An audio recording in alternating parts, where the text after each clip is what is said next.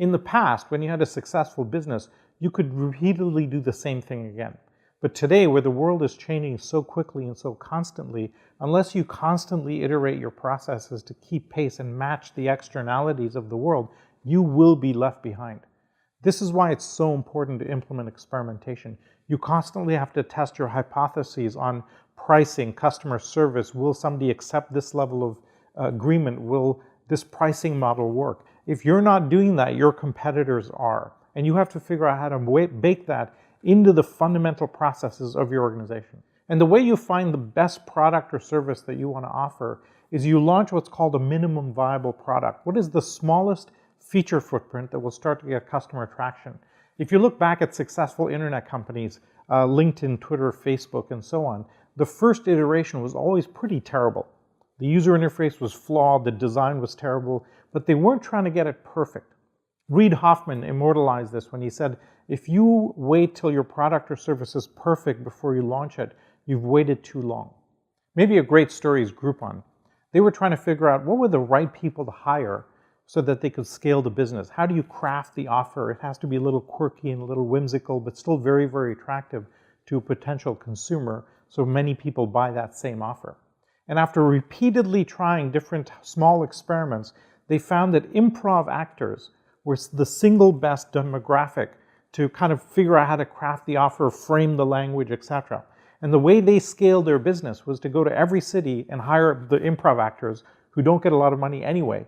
And by taking this approach and experimenting and testing lots of small experiments, they hit upon this niche and blew open into a multi-billion-dollar company. The methodology that we've derived, the concept of experimentation, a lot of it comes from the lean startup methodology.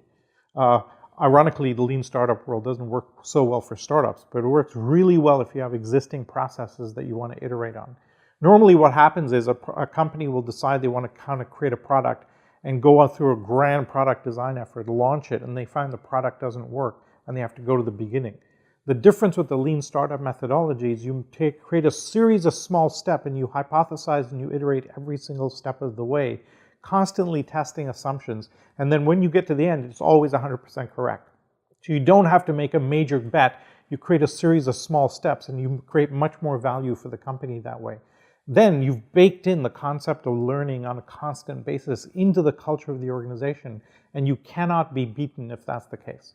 The concept of experimentation is a cornerstone of the EXO methodology. If you want to learn how to do this really well, check out the blog post where we'll give you some tips and tricks and a really well-established process for how to implement this into your organization. One of the hidden secrets of the success of internet companies is they're constantly doing what's called A/B testing.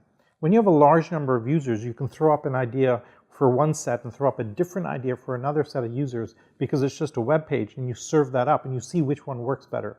There's a really fascinating story around Yahoo. If you look at the Yahoo homepage, there's a box that has 7 stories, a news box, in the middle of the homepage. What we found after extensive A/B testing at Yahoo was that for some reason, if you have 6 headlines or 8 headlines, it just doesn't work. Usage drops off, click-throughs drop off dramatically. But something about the magic number of 7 has many more users click through and check out the stories.